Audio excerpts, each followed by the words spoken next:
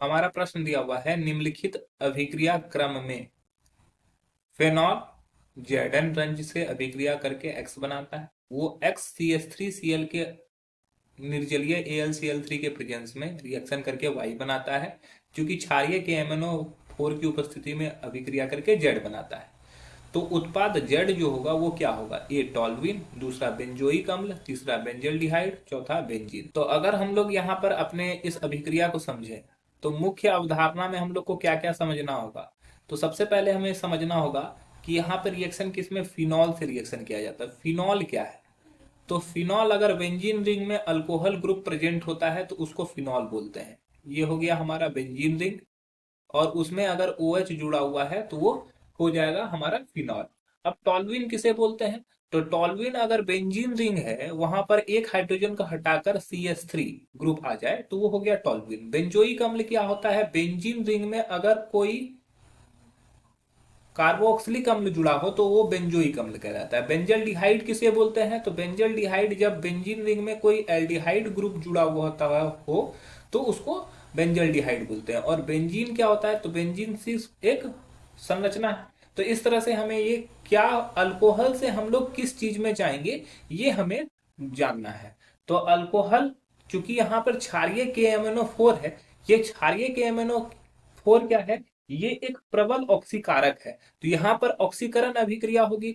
और हम लोग जानते हैं कि अल्कोहल का जब ऑक्सीकरण होता है, अल्कोहल का जब ऑक्सीकरण होता है तो ये किस में बदलता है, ये कार्बोक्सिलिक अम्ल में बदलता है। ये किस में बदल जाता है, कार्बोक्सिलिक अम्ल में।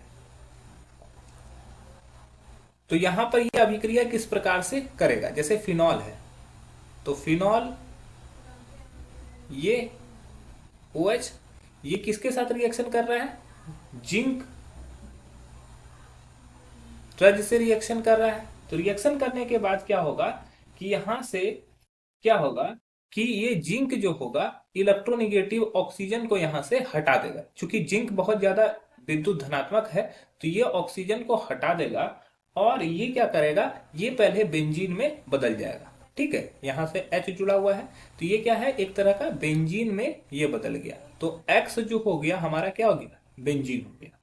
अब ये बेंजीन का रिएक्शन किसके प्रेजेंस में किया जा रहा है, बेंजीन का रिएक्शन हो रहा है CH3Cl के प्रेजेंस में।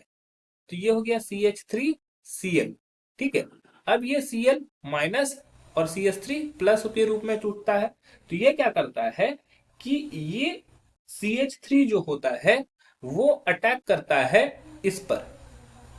ठीक है, और ये जो हाइड्रोजन होता है वो क्लोरीन के साथ जुड़कर निकल जाता है।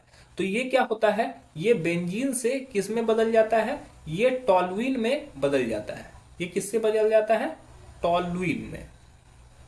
ठीक है, तो वाई हमारा क्या हो गया, टॉल्यूइन। अब ये टॉल्यूइन को हम लोग जानते हैं कि क्षारीय KMnO4 जो होता है वो क्या होता है, ये प्रबल ऑक्सीकारक है। तो प्रबल ऑक्सीकारक में ये क्या करेगा, ये ऑक्सीजन प्रदान करेगा। तो इसके 3 कण ऑक्सीजन के जब प्रदान करते हैं तो यहां से हाइड्रोजन को निकालेगा पहले। ऑक्सीकरण में क्या होता है, या तो हाइड्रोजन का निकलना या ऑक्सीजन का जुड़ना। तो यहां से ये हाइड्रोजन, 2 हाइड्रोजन को निकालकर 2 ऑक्सीजन को जोड़ लेगा, जो कि कुछ इस प्रकार से दिखेगा। ठीक है, तो ये हो जाएगा बेंजोइक अम्ल। ये इसका नाम क्या हो जाता है, ये हो जाता है बेंजोइक बेंजोइक अम्ल। तो हमें क्या प्राप्त हुआ, ये जो जेड हुआ ये जेड हमारा बेंजोइक अम्ल बनेगा। तो पहला टॉल्यूइन गलत हो जाएगा, दूसरा बी बेंजोइक अम्ल सही है, तीसरा बेंजीन डाइहाइड और बेंजीन गलत। तो हमें क्या प्राप्त होता है, ऑप्शन बी बेंजोइक अम्ल प्राप्त होता है। आशा है कि ये आपको समझ में आया होगा। धन्यवाद।